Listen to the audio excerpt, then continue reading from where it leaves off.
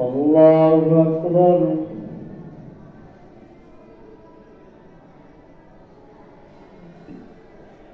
الحمد لله رب العالمين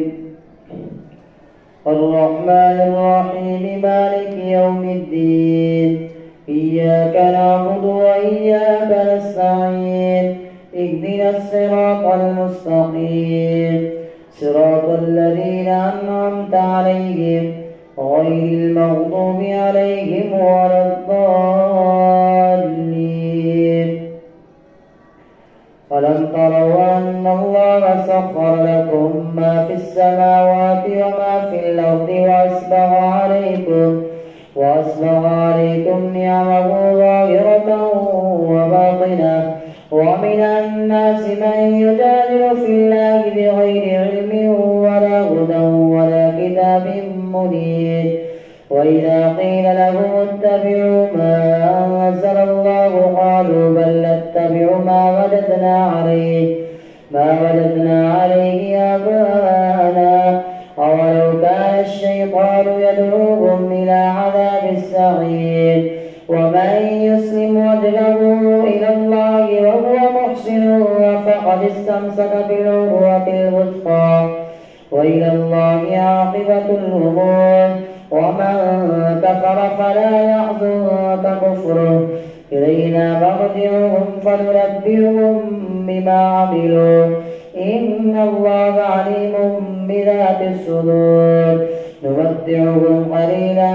ثم نضطرهم إلى عذاب غليظ. ولئن سألتهم من خلق السماوات والأرض ليقولن الله قل الحمد لله بل أكثرهم لا يعلمون.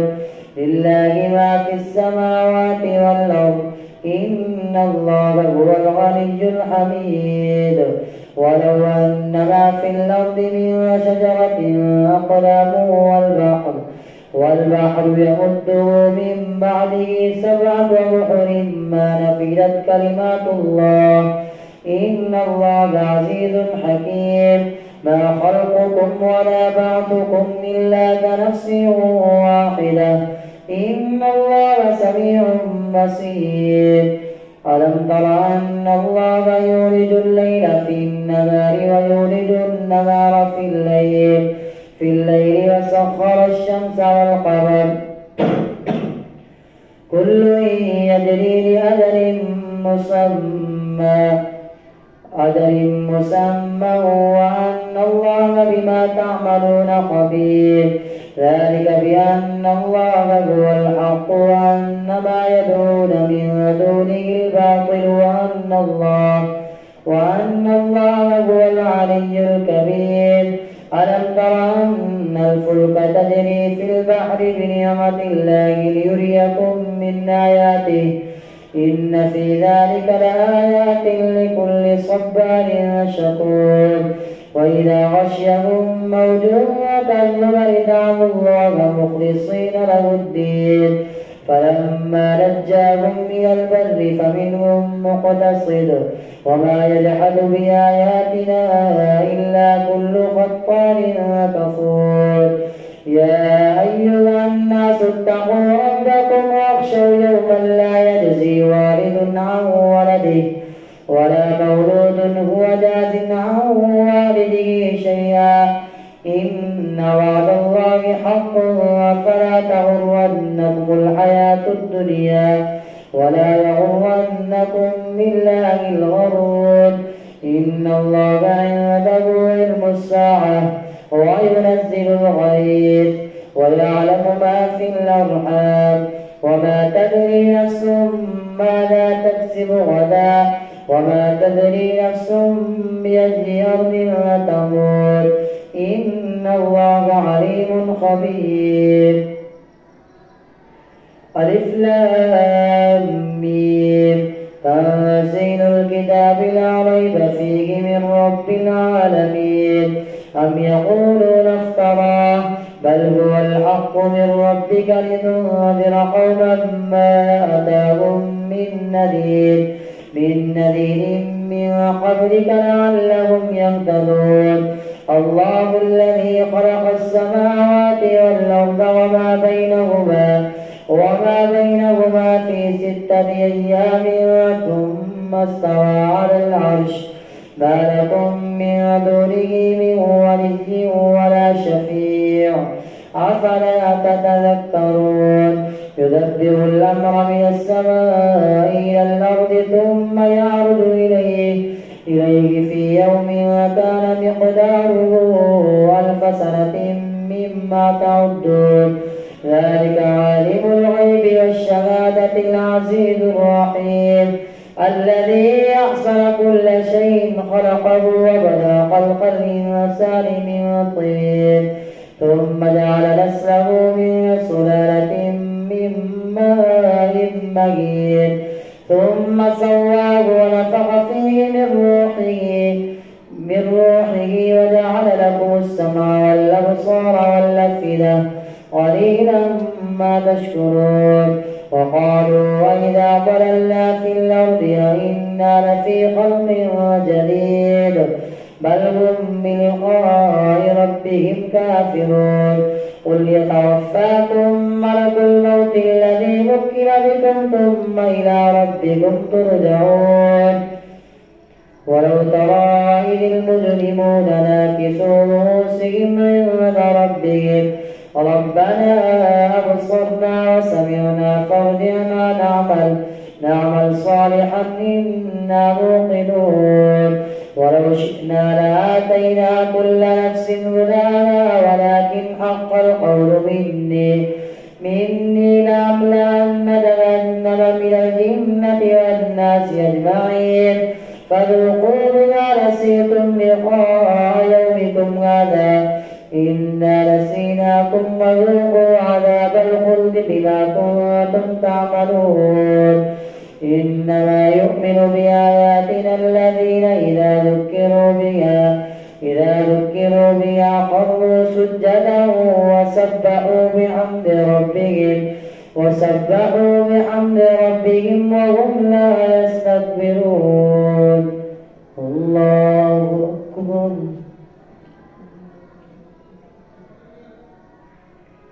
الله أكبر فتدافى جنوبهم عن المضاجع يدعون ربهم خوفا وطمعا ومما رزقناهم ينفقون فلا تعلم نفس ما أخفي لهم من قرة أعين جزاء بما كانوا يعملون أفمن كان مؤمنا كمن كان فاسقا لا يستوون أما الذين آمنوا وعملوا الصالحات فلهم جنات المأوى نزلا بما كانوا يعملون وأما الذين فسقوا فمأواهم النار كلما أرادوا أن يخرجوا منها أعيدوا فيها وقيل لهم ذوقوا عذاب النار الذي كنتم به تكذبون ولنذيقنهم من العذاب الأدنى دون العذاب الأكبر لعلهم يرجعون ومن أظلم ممن ذكر بآيات ربه ثم أعرض عنها إنا من المجرمين منتقمون ولقد آتينا موسى الكتاب فلا تكن في مرية من لقائه وجعلناه هدى لبني إسرائيل وجعلنا منهم أئمة يهدون بأمرنا لما صبروا وكانوا بآياتنا يوقنون إن ربك هو يفصل بينهم يوم القيامة فيما كانوا فيه يختلفون أولم يهد لهم كم أهلكنا من قبلهم من القرون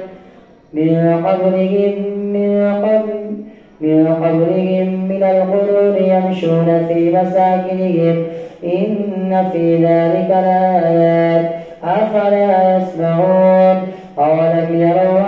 أنا نسوق الماء إلى الأرض الجرز فنخرج به زرعا تأكل منه أنعامهم وأنفسهم أفلا يبصرون ويقولون متى هذا الفتح إن كنتم صادقين قل يوم الفتح لا ينفع الذين كفروا إيمانهم ولا هم ينظرون فأعرض عنهم وانتظر إنهم منتظرون الله أكبر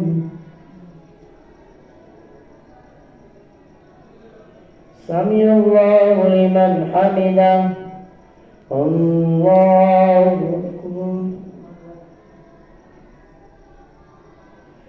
الله أكبر الله أكبر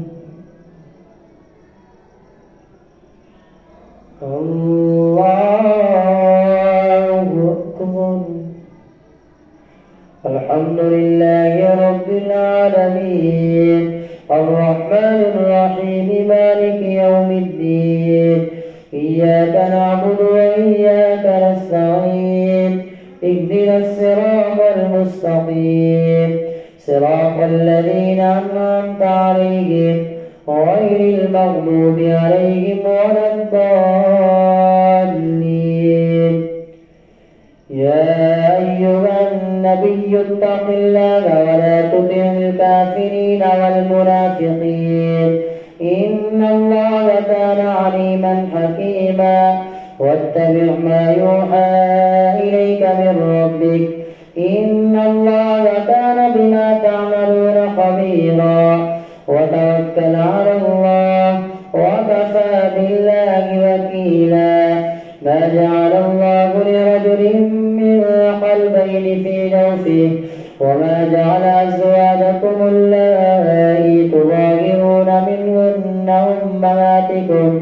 وما جعل أدعياءكم أبناءكم ذلكم قولكم بأفواهكم والله يقول الحق وهو يهدي السبيل ادعوهم لآبائهم هو أقسط عند الله فإن لم تعلموا آباءهم فإخوانكم في الدين ومواليكم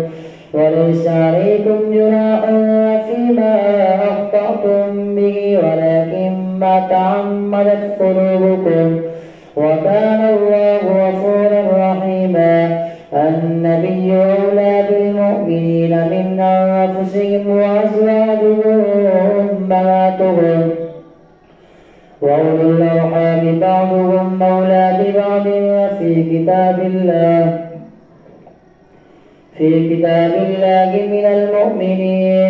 من المؤمنين والمهاجرين إلا أن تفعلوا إلى أوليائكم معروفا كان ذلك في الكتاب مسطورا وإذ أخذنا من النبيين ميثاقهم ومنك ومن نوح وإبراهيم وموسى وعيسى بن مريم وأخذنا منهم ميثاقا غليظا ليسأل الصادقين عن صدقهم وأعد للكافرين عذابا أليما يا أيها الذين آمنوا اذكروا نعمة الله عليكم إذ جاءتكم جنود فأرسلنا عليهم ريحا وجنودا لم تروها وكان الله بما تعملون بصيرا إذ جاءوكم من فوقكم ومن أسفل منكم وإذ زاغت الأبصار وبلغت القلوب الحناجر وتظنون بالله الظنونا هنالك ابتلي المؤمنون وزلزلوا زلزالا شديدا وإذ يقول المنافقون والذين في قلوبهم مرض ما وعدنا الله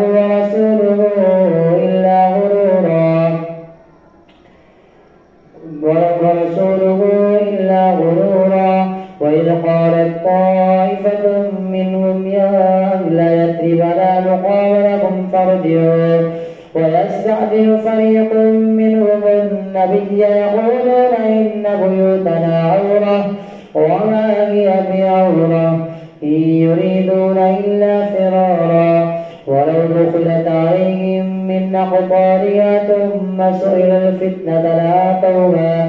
وما تلبثوا بها إلا يسيرا ولقد كانوا عاهدوا الله من قبل لا يولون الأدبار وكان عهد الله مسؤولا قل لن ينفعكم الفرار إن فررتم من الموت أو القتل وإذا لا تمتعون إلا قليلا قل من ذا الذي يعصمكم من الله إن أراد بكم سوءا أو أراد بكم رحمة ولا يجدون لهم من دون الله وليا ولا نصيرا قد يعلم الله المعوقين منكم والقائلين لإخوانهم هلم إلينا ولا يأتون البأس إلا قليلا أشحة عليكم فإذا جاء الخوف رأيتهم ينظرون إليك تدور أعينهم كالذي يغشى عليه من الموت فإذا ذهب الخوف سلقوكم بألسنة حداد أشحة على الخير أولئك لم يؤمنوا فأحبط الله أعمالهم وكان ذلك على الله يسيرا يحسبون الأحزاب لم يذهبوا وإن يأتي الأحزاب يودوا لو أنهم بادون في الأعراب يسألون عن أنبائكم ولو كانوا فيكم ما قاتلوا إلا قليلا لقد كان لكم في رسول الله أسوة حسنة لمن كان يرجو الله واليوم الآخر وذكر الله كثيرا ولما رأى المؤمنون الأحزاب قالوا هذا ما وعدنا الله ورسوله وصدق الله ورسوله وما زادهم إلا إيمانا وتسليما من المؤمنين رجال صدقوا ما عاهدوا الله عليه فمنهم من قضى نحبه ومنهم من ينتظر وما بدلوا تبديلا ليجزي الله الصادقين بصدقهم ويعذب المنافقين إن شاء أو يتوب عليهم إن الله كان غفورا رحيما ورد الله الذين كفروا بغيظهم لم ينالوا خيرا وكفى الله المؤمنين القتال وكان الله قويا عزيزا وأنزل الذين ظاهروهم من أهل الكتاب من صياصيهم وقذف في قلوبهم الرعب فريقا تقتلون وتأسرون فريقا وأورثكم أرضهم وديارهم وأرضا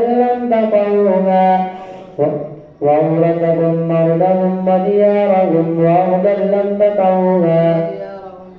وديارهم وأموالهم وأرضا لم تطئوها وكان الله على كل شيء قديرا يا أيها النبي قل لأزواجك إن كنتن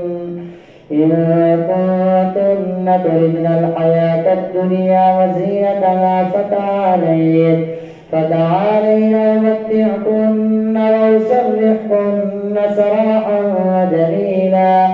وإن كنتن تردن الله ورسوله والدار الآخرة فإن الله أعد للمحسنات منكن أجرا عظيما يا نساء النبي من يأت منكن بفاحشة مبينة يضاعف لها العذاب ضعفين وكان ذلك على الله يسيرا.